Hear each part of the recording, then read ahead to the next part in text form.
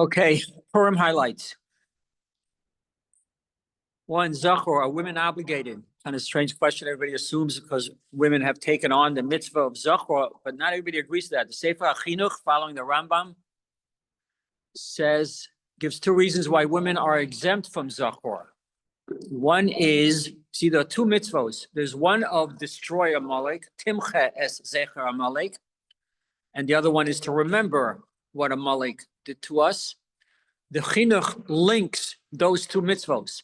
So the Chinuch says, since women are not meant to be combat soldiers, and therefore they're not included in the mitzvah of going out and killing Amalek, therefore they're also not bound, they're not chayiv in the mitzvah of Zecher Amalek. Plus, Chinuch claims it's a mitzvah sasei shazman grama. We always do it at a specific time, meaning the Shabbos before Purim, right? So he says, so women are patur from that. The Minchas Chinuch, which is a commentary on the Sefer Chinuch, which often disagrees with the Chinuch, disagrees on both counts. He says, who says that they're linked together? I agree with you, says the Minchas Chinuch. Women are not obligated to go out and kill Amalek, but the chayiv in Zecher Amalek. And also, it's not a mitzvah shazman grama. You can fulfill the mitzvah of Zachor in the summertime when we read Parshas Kiseitze. After all, we fulfill the mitzvah of Zachor as Amalek by reading the last three psukim of Parshas Kiseitze. So you could do that when they read Parshas Kiseitze. So it's not a mitzvah shazman grama. There are big-time rabbis, Gedolim, who agree with the Chinuch, who say that women are patur. There are many who say that they're chayiv, but even those who say that women are chayiv in the Zachor claim that women not necessarily have to come and listen to it read from a Sefer Torah, the minyan. I can the Chafetz Chaim, Chazon Ish, Rav Chaim Kanievsky, Rav Moshe felt that women should be able to just fulfill the mitzvah by reading those three psukim from a Chumash. Understand that even for men, the Rambam and the Chinuch hold that you can fulfill your mitzvah of Zachor not by coming to my minyan and not by listening to from a Sefer Torah. Now we have another mitzvah of Zachor, which is Zachor Yom Shabbos L'Kacho. We don't fulfill that mitzvah by coming to shul and hearing that pasuk and from the Sefer Torah of a minyan. I fulfilled that mitzvah Friday night when I say Kiddush. I don't have a minyan in my house. I don't have a Sefer Torah in my house. So the concept of Zachor points out many of the rabbis that is not necessarily our minhag is to do it with the minyan, fine, but women are not necessarily bound by that.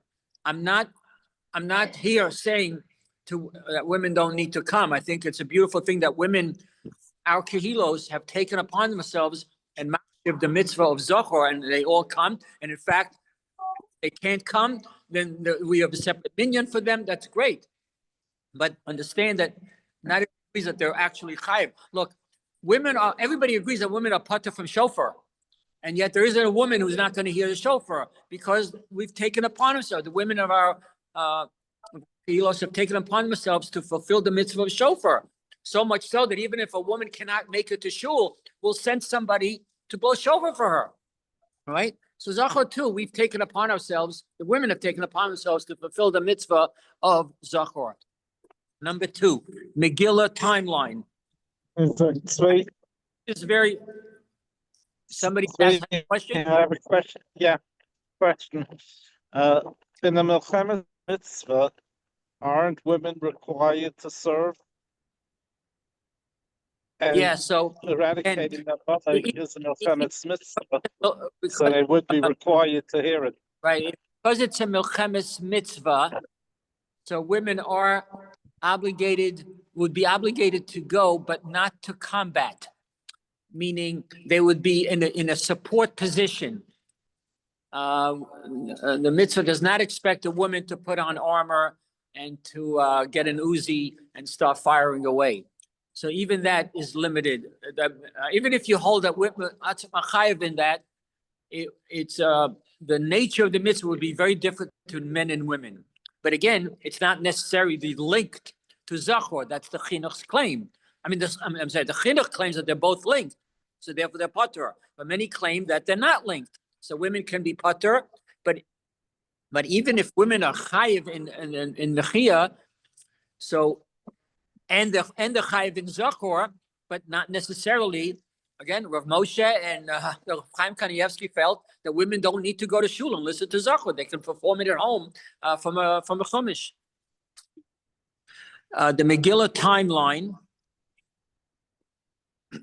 I think a lot of times we kind of lose track of the Megillah timeline. So I said over here, and some of them have the psukim in the Megillah that you can refer to. We know that in early Nisan, Haman cast lots. Now,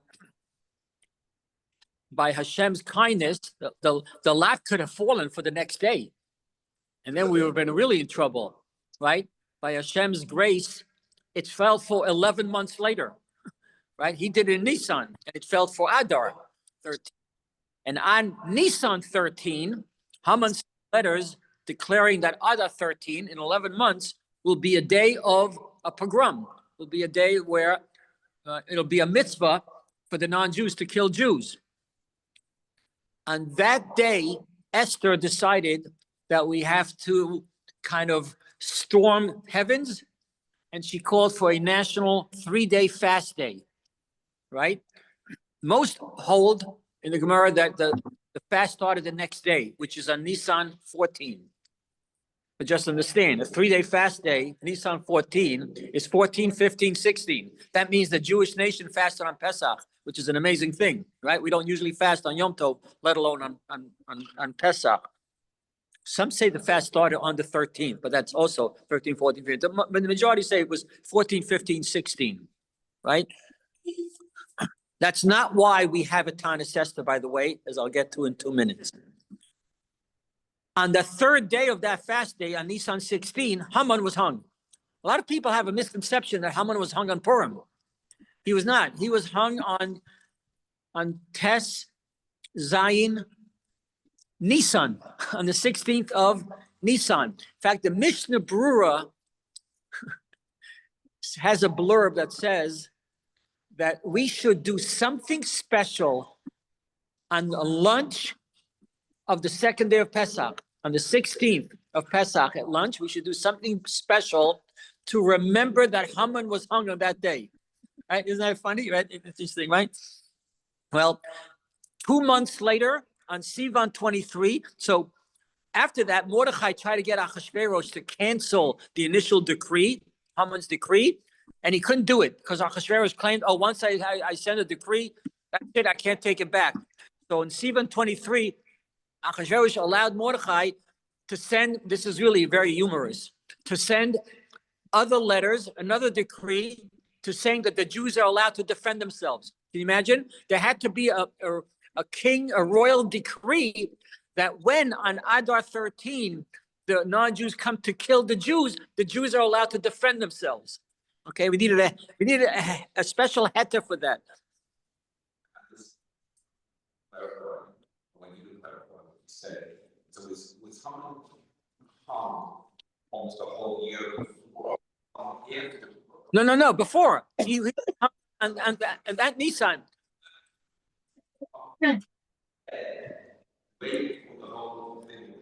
That's right. That's exactly right. That's why this timeline is very important, because I don't think people realize that.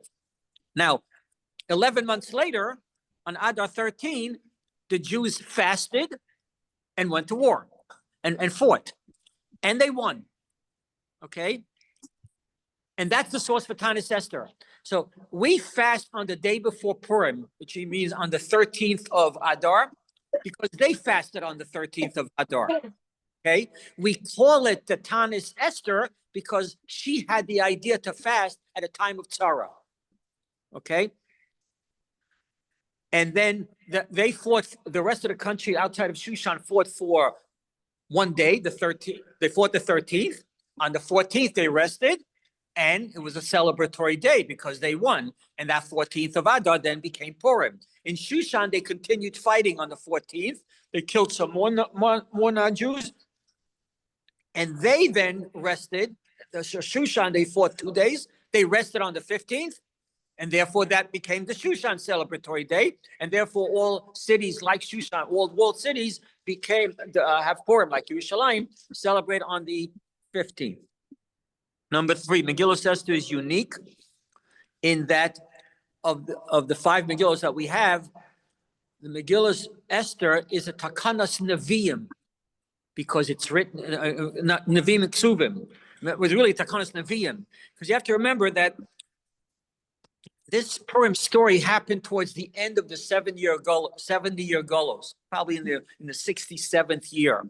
Okay, 3 years before we built the second Beis Hamikdash. So we're talking about 355 or so BCE.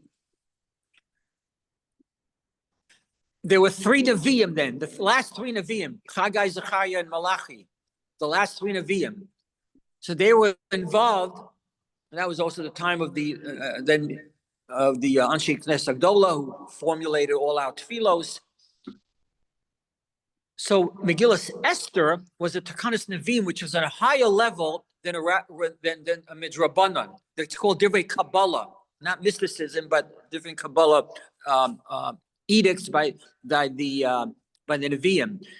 The obligation to read the other 4 Megillos is first found in Maseches Sofrim, which was post Gemara, which was around the Gaoning period, which is around 800, 900, talking about 1,200 years after Megillah Esther. So Megillah Esther is the only one that we're obligated to read from a parchment. There are Kehilos which read the other Megillos from parchments too, but there's no obligation to do that. Only Megillah Esther is unique in that way. Plus, Megillah Esther is the only one we say Birkas a mitzvah. Megillah. We don't do that for the others. Yeah, the takana was made for night and the day. That's the other thing that's unique about Megillah Esther, is that we read it twice. We don't read the other Megillos twice. We read it twice. So there are places that read the Megillos. Yes. When they read it from a cloth, they do make a bracha. The other Megillos, that's right. But it's fairly unusual in our circles. It's more common in Israel. I know the yeshiva in Patterson, I think, reads it from what? We read all except for, I think, Elders from, and maybe not sure. We do read because I know we read because Really? yeah. Interesting. Okay. With a bracha. Yeah. Yeah. Right. Okay. It's best to hear the Megillah in a large gathering. I always make a pitch for that every year, that Purim is really not the time to have house minyanim, although I know that's become very popular. That's fine. That's probably appropriate for Eicha. But for Purim, it's supposed to be Barov Am Hadras Melech. It's supposed to be in a very celebratory. Go to the biggest minyan you can find. Go to Yeshua, but ever you must. Shloshim were a year, but they should still go to the big. Right. So that you have to ask your local Orthodox rabbi what the best thing to do. That's a sensitive psak. Yep, I'm not sure. You must hear every word of the Megillah. You don't have to hear every word read from the parchment. At least 51% has to be read. Lechatchila, every word should be read from the parchment. But b'diavad, your yotze, if you hear 51%, meaning the majority of the Megillah, which is a great heter to have, because a lot of times you'll miss some words, so you have to catch up from in your chumash, which is okay. Up to 50% is okay. It's what's not okay, by the way, is let's suppose you miss some words. You say, okay, I'll continue and I'll fill in those words afterwards, because you can only fulfill the Megillah if you read it in chronological order. So if you come in late and you miss chapter 1 and you hear the last 9 chapters, you can't say, okay, I'll read to myself chapter 1 afterwards. You can't go out of order. So you're going to have to catch up with the reader, read it in your chumash, and then catch up to him and then hear it. Number 5, the purpose of Megillas Esther on a deeper level, other than just understanding the story, which is a very important thing, is for Pesume Nisa, is one is to reveal the hidden, meaning Hashem, who's not mentioned in the Megillah, within the quote, a natural event. There's a story. Yeah, everything could have happened, but someone was orchestrating things. Number 2, teach a foundation of Emunah, which has Hashgacha Pratis, meaning Hashem didn't just create the world, he continues running it on a daily basis and is involved with every person. And number 3 is Hashem is in control of all that happens.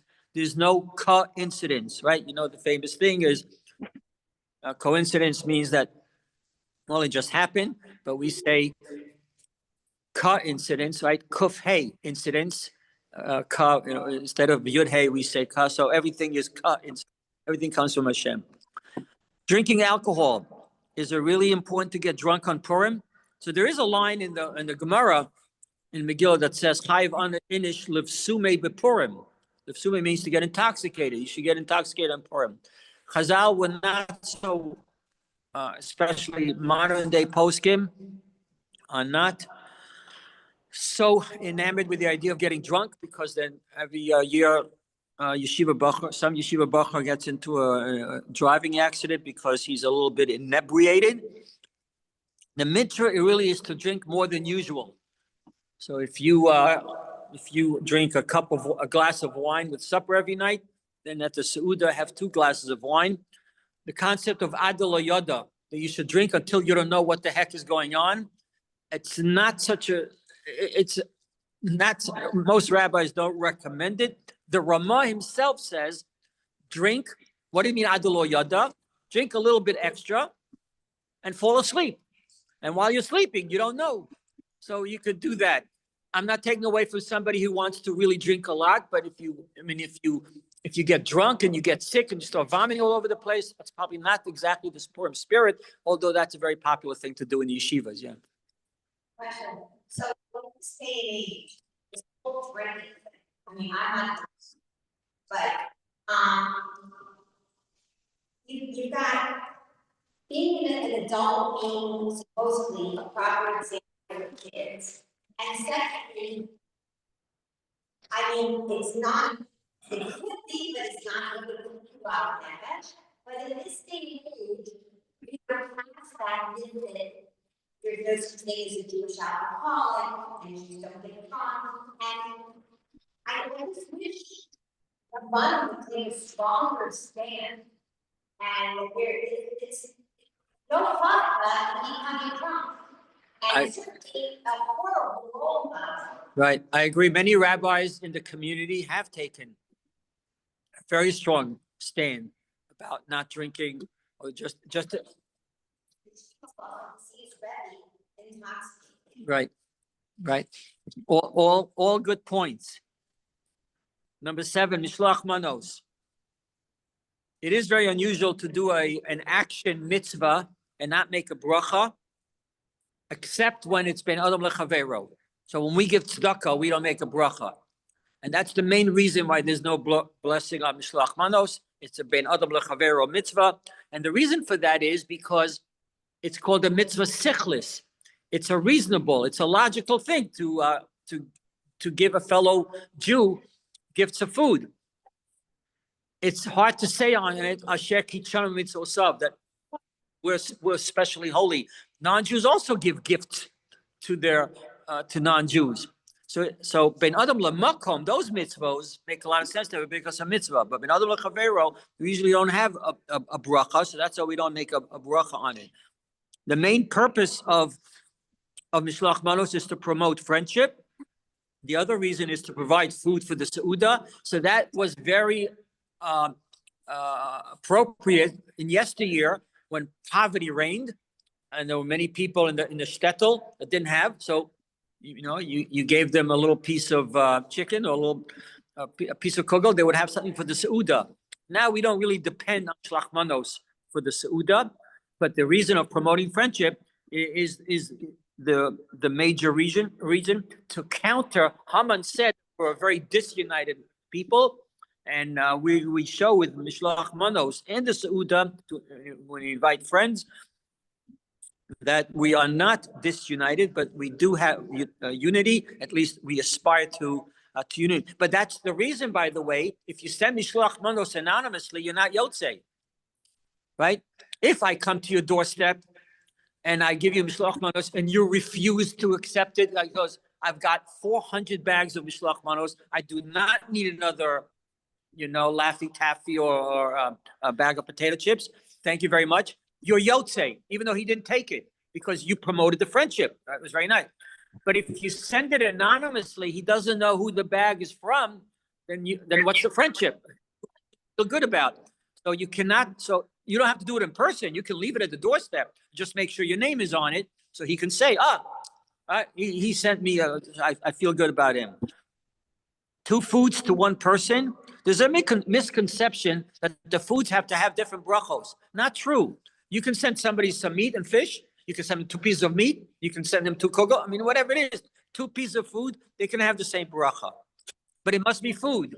You can't be Yotzei, because you would have thought, well, if you said the reason of Mishloach Manos is to promote friendship, I'd be much happier if you gave me a book, right? You gave me a safe, I'd be much happier than, the Laffy Taffies and, not that I don't like Laffy Taffs, I do, and potato chips. But the halacha is there has to be food. Because the emphasis is you have to give 2 foods. So I think that's what it is. I mean, Matanos Levyonim, and the Rambam says you should spend more money on Matanos Levyonim than on all the other 3 mitzvos. That's also 2 gifts, but to different people. So you have to give 1 gift to each of 2 people. How much? It changes every year, especially with inflation. I saw Rabbi Belazon recommended that you give at least $10 for Matanos Levyonim to each, so a total of $20. And you can also you can fulfill it by giving a check to a poor person.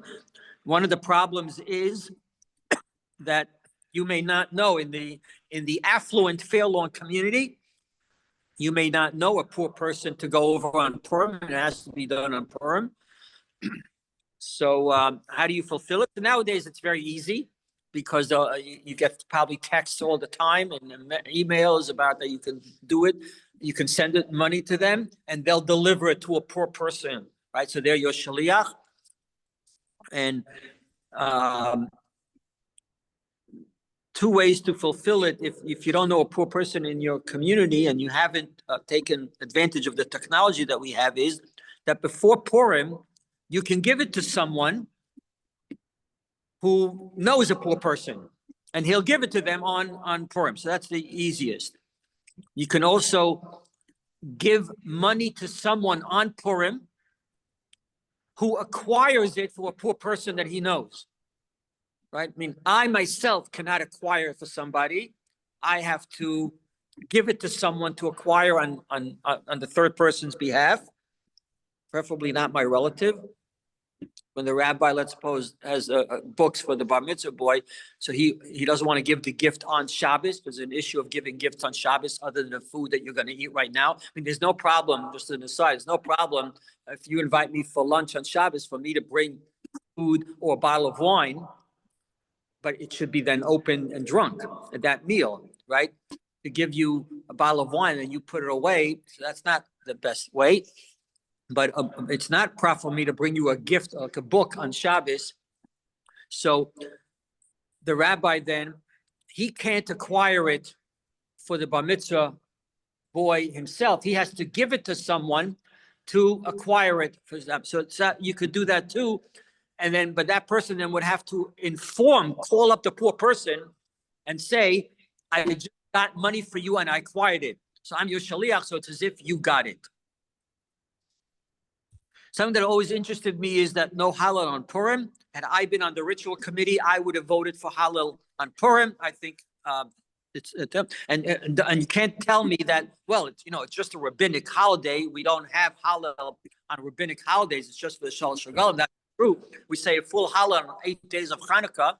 So the Gemara asked that question, and to me, the question has always been better than any of the 3 answers that are given. But the first answer was that a miracle occurred outside of Israel. So what if it occurred outside of Israel? As far as I know, Yetzias Mitzrayim also occurred outside of Eretz Yisrael, and we say Hallel on Pesach. The Gemara asks that question, and the answer is this rule that we only say Hallel for a miracle that occurred in Eretz Yisrael is once we entered Eretz Yisrael, and then we got kicked out. So we don't say Hallel for that. I never liked that answer, but whatever it is. The number two, I think, is the real answer, is that reading the Megillah substitutes for Hallel. Because you read the Megillah and you realize all the things that Hashem orchestrated, that's the greatest Pesume Nisa, and you give praise. Thank you, Hashem, for doing this, and doing this, and doing this, and doing this, and like that. The Meiri took this answer so seriously that he says, if for some reason you can't read the Megillah, meaning you don't have parchment, you're stuck somewhere, in South Dakota on a business trip, and you meant to come back, and there's a big winter storm, so you're not getting back for Purim, and you don't have a parchment, so you can't fulfill the mitzvah of Megillah. Meiri says, I say Hallel, right? According to the second answer, why don't we say Hallel? Because the Megillah substitutes. Well, if there's no Megillah, then say Hallel. But the poskim on that Meiri say that's a very nice thought, but once the rabbis decided the Purim is not Hallel, you cannot say Hallel with a bracha, even you're not going to hear the Megillah. To say the 6 chapters of Tehillim that constitute Hallel, that's fine. But don't say a bracha before and a bracha afterward. Neither a bracha before nor after. And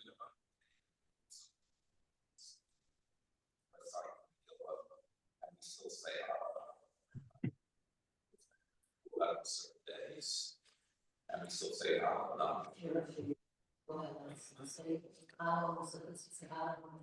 Right. But those because of the events. I mean, Shiur Shiurim doesn't talk about any events really, right? Koheles is not its philosophy. It's not an event. It's the Megillah is telling a story of how it came to be that we were saved. And it's a miracle after a miracle after a miracle. It's a miracle that Vashti refused to come. It's a miracle that Esther was picked. It's a what? Right. The third answer, which I don't really understand well, I understand the words but the Gemara gives this, is that after the miracle, we remained servants of Achashverosh, right? We were still subjects of Achashverosh. So how can you say, Hallelu Avdei Hashem? We were not Avdei Hashem, we were Avdei Achashverosh. It resonated with me. Obviously, I don't understand this well because, maybe I shouldn't say Hallel now because I'm an Eved of Trump, because I pay taxes to America, and therefore I can't say Eved Hashem.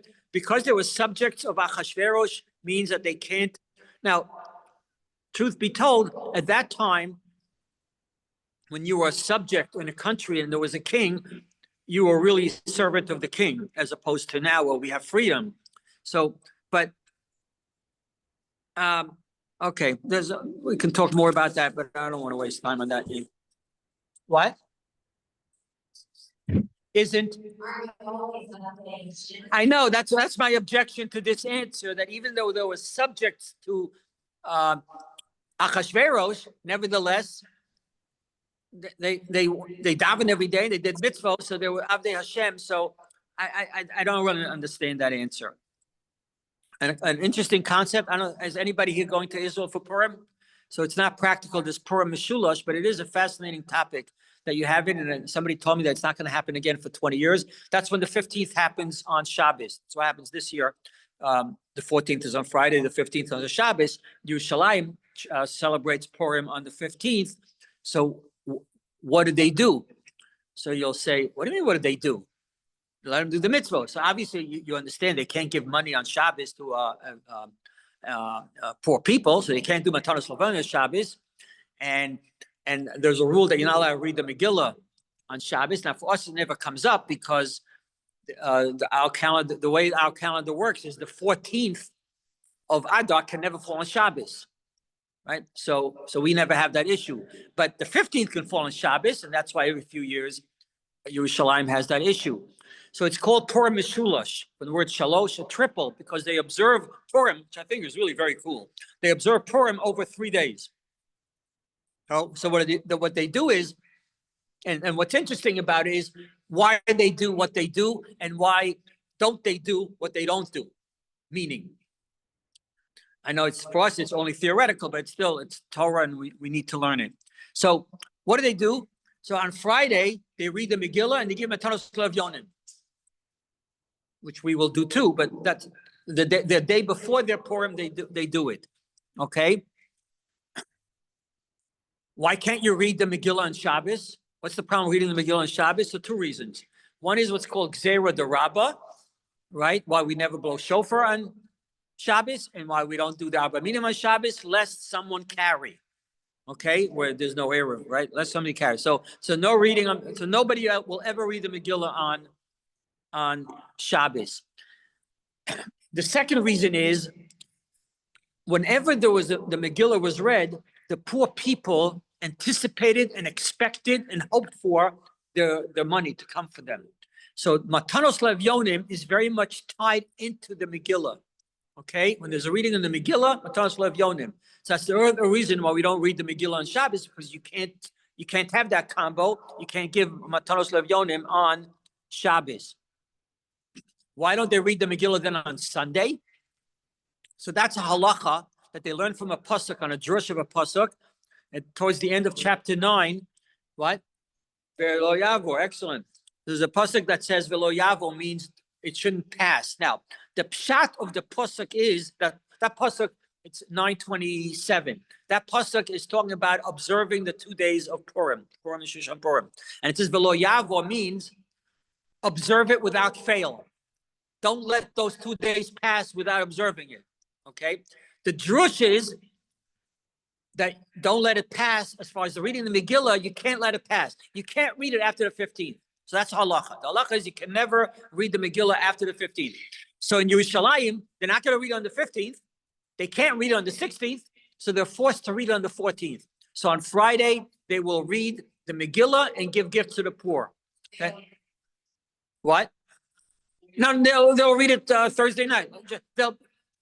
This year, the whole world will do the same thing, right? Then on Shabbos, they observe Purim 2 ways.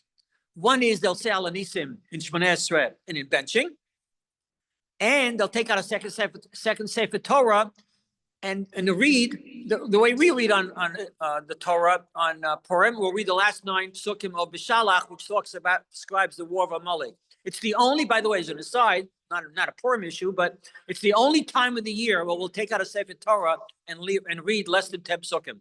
The halacha is that whenever you take out the Sefer Torah, you have to have 3 aliyahs and you have to read at least 10 psukim, except Purim. On Bishalach, you read because it's an independent segment. That 9 psukim, we don't have to force a 10th pasuk in there.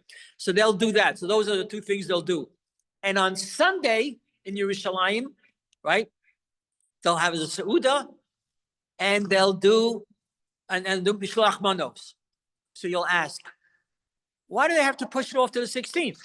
Why can't you do the Seudah on Shabbos, right? And some, in fact, do, right? Some have it. The majority of people, though, have it on Sunday. Why? So basically, 2 reasons are given for that. One is it would take away from the Shabbos meal and from the Seudah Purim, meaning both those Seudos are very, very important. The mitzvah meals, Shabbos Seudah, Shabbos lunch, and the Purim Seudah. So to combine them takes away from both of them, right? So you could have it and do something else. So let's suppose I'll only have potato kugel, Shabbos Seudah. So if I combine it with the Purim Seudah, I'll also have some lokshen kugel, or maybe 2 meat. You could do that. But I think it's very understandable and very reasonable that if you have it together, they lose something. It's like you lose something. You should have the Shabbos meal. It should be its own meal. Purim Seudah should be its own meal. Okay, and the Purim Seudah is always connected with Mishloach Manos. So we push that off to Sunday. The other thing is, for those who are very machmir on adlo yada, that you drink until you're completely whacked out of your mind, that's totally inappropriate on Shabbos. And I say it seriously. The Shabbos holiness and getting drunk are mutually exclusive. It's totally wrong to get drunk on Shabbos. What? So that's the good thing, right? You're talking from the point of view of safety. It would be perfect to have a Purim Seudah and get drunk on Shabbos. I hear you. I hear you. Okay. But now I'll ask you the strongest question, and you'll see a very interesting answer. Okay, so we decided we're not going to have the Purim Seudah on Shabbos. Okay, and we're not going to be Shloach Manos on Shabbos, right? So they push it off to Sunday. Why did they push it off to Sunday? Why not just do it Friday?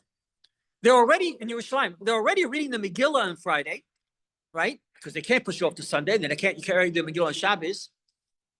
And they're giving Matanos Lev on a Friday. So do everything on Friday like we do, right? Yerushalayim can be like us one time. Why push it off to Sunday? Do it on the 14th. So here's a very interesting answer. If they did everything on Friday, so in their mind, Purim was on Friday. So, okay, so what's the problem with that? So you have to realize in yesteryear, they didn't have what we have. We have calendars.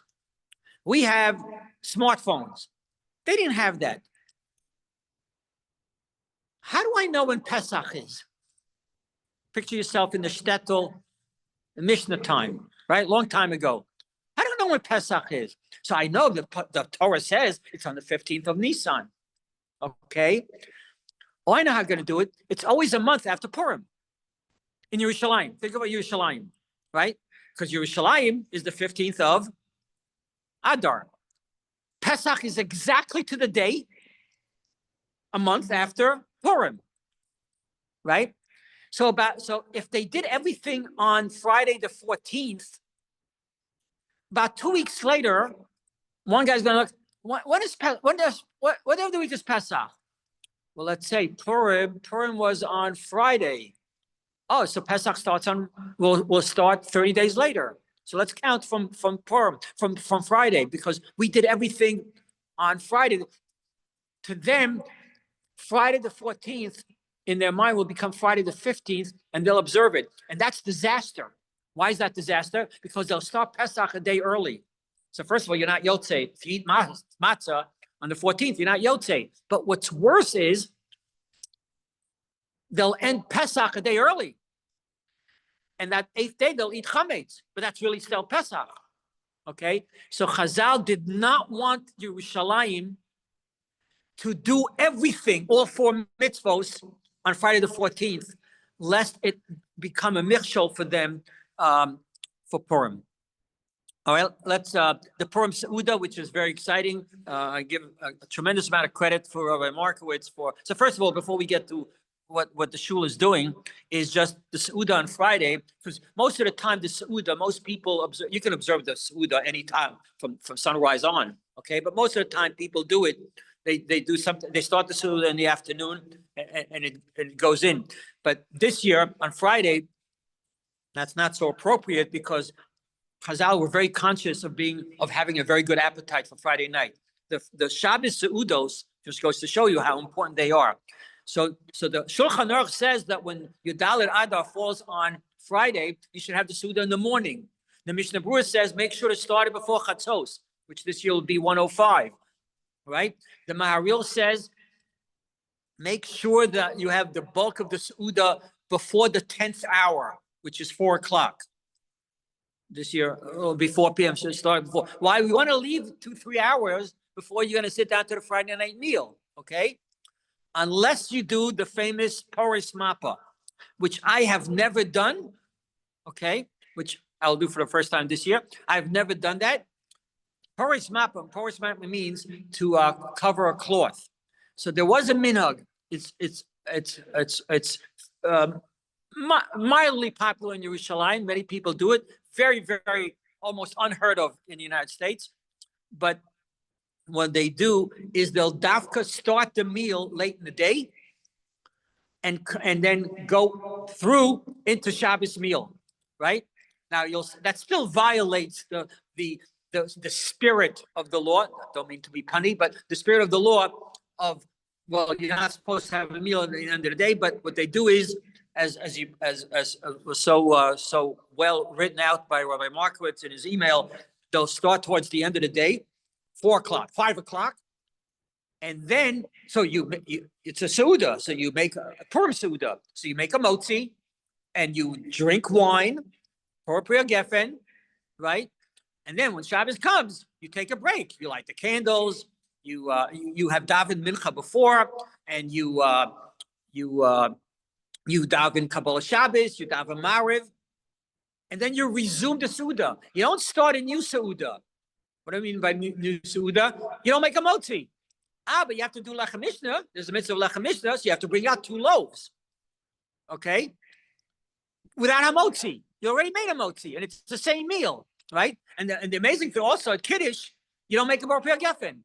What? Bar Pir Geffen? What do you mean? How can I make Kiddush without Bar Pir Geffen?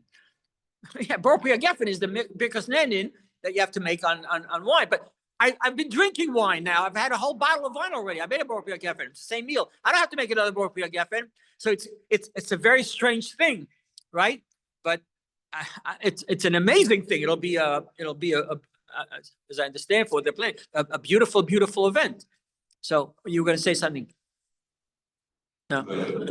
I can say, Rabbi, Freudenberg sent me a draft of his recommendation what to do on Purim, and he said in there that there is this poetry model from punishment he does not recommend. Right. So I said to him, but Rabbi Markowitz is doing this in Fairlawn, and he publicized it in the whole scene, and he said, no, he can do what he wants. Right. No, it's hard to get away from the fact that it kind of violates that thing that drove the Shulchan Aruch and the Mishnah Brura to say do it before Chatos, because you're going to be stuck for the Friday night meal. So if you're going to do Purim Mappa, you have to really try very hard not to pig out at the Purim Seudah, to leave some room for the Friday night meal. Most people have no idea how to do it. Well, Rabbi Markowitz knows to do. Somebody told me that I already have over 120 people for the Friday night meal. So we'll probably have 150 people here. I'm sure Rabbi Markowitz is here and tells you exactly what Right. Right. You're not sure if you put your problem wrong, and that's not good. Right. I want to incorporate that early Shabbos. Right. But he's probably not doing that, right? Right. Right. Okay. Let's just finish up with some Purim trivia. Finish on a high humorous note, right? Not humorous, but like trivia, whatever. So the Megillah has 166 psukim. The 2 parshios dealing with a mullik, the last 9 psukim b'shalach, plus the last 3 psukim kiseitze, you guessed it, have 166 words. I don't know what that means. Okay. One of my favorite questions, just again, the timeline of the Megillah, just to understand, is for how many years did Esther hide her Jewish identity from Achashverosh? So because you read the Megillah, everything is very condensed, right? It's like, 20, 30 pages, whatever it is. So you say, for how long did she hide it? A month, 2, 3 months? She hid it for 5 years because Esther became king in Achashverosh's 7th year. The Megillah starts with Achashverosh in his 3rd year. The Megillah spans 9 years, from the 3rd year of his reign until the 12th year of his reign. So she was appointed queen in his 7th year, right? 4 years into the story of the Megillah. You can find it in chapter 2, pasuk 16. And she revealed her Jewishness in his 12th year, right? So it's about 5 years, right? Mordechai was the 10th generation for which great person? Shaul HaMelech. When were Haman's 10 sons hung? They were hung on Purim. They were hung on Adar 14. Their father was hung 11 months before, on the 16th of Nisan. The 10 sons of Haman, they were hung on Adar 14. How many parties? Why do we have a Seudah and the drinking? Because throughout the Megillah, a mishteh, a festive drinking party, is a very prominent part of the Megillah. There were 6 of them in the Megillah. You kind of lose count. 1, the Megillah starts with Achashverosh for his whole kingdom, mishteh for all of Persia. Number 2, he then had an additional mishteh for just the people in Shushan for 7 days. 3, Vashti had her own mishteh. Okay, that's famously that she was called and she refused to come, so he killed her, right? And then that opened it up for Esther, another miracle. 4, there was a mishteh when Esther became queen. Okay, And then 5 and 6 are the two back to back. One day and the next day, the mishter that Esther had inviting Haman and Achashverosh. And that's when she revealed that she was Jewish. And that's when she said Haman is is total evil. So a total of 6. And that's that's the two reasons why one of the mitzvahs, because reading the Megillah, I understand. Shlach manos, but the Seuda, it's like interesting. We don't have kind of a mitzvah like that. Part of Simchas Yom Tov is to have meals. Part of Onik Shabbos is to have meals, but to have a mitzvah where the mitzvah is the meal, it's kind of unique to Purim. Why do we have that? One is to commemorate numbers 5 and 6, the two mishters that Esther did, and that was the culmination of the miracle. And 2 is to rectify our sin, because we joined in Seuda number 1. Achashverosh's Seuda, where he took out the clay hamikdash and used those to drink from and to serve food on that. And many Jews participated in that. And the Gemara points out, well, they had to. They were subject, but the Midrash says that they enjoyed it. They had a good time at it. And that was a great sin. In fact, the Gemara says that was the sin for which they were decreed for annihilation until the miracle happened. So for those 2 reasons, to rectify that sin, plus to commemorate Esther's 2 mishters, we have our mishter. And the last thing is, how many words in Al-Anisim, the Purim Al-Anisim, and what the significance is. So if you count, there are 68 words. The gematria of 68 is Chaim, okay? So Al-Anisim is to thank Hashem for the life that he gave us. And just to finish up, you know that the word Purim means lots, okay? So that's the focus of Purim, meaning you should give lots to the poor, right? You should eat and drink lots at the Seuda, and you should and your day of Purim should be filled with lots of happiness. Right? Okay. So let's bench. I didn't watch, so you can. bench. Three, Just remember, it's not Three. Chodesh, and don't say Yalav Yavo. Because I once made a mistake here. I started Yalav Yavo because I'm so trained that, we have a Rosh Chodesh Shiur. So that, I remember a few months ago when we did it, wasn't Rosh Chodesh, also it was like this, it wasn't Rosh Chodesh. And in the middle of, I'm benching and I start saying Yalav Yavo, and I said, no. So, all right, Rabbi Taina Varech. Yehi Shem Laim Varach Mi'atav Ad Olam B'Shut Maranan Rabbi Taina Varech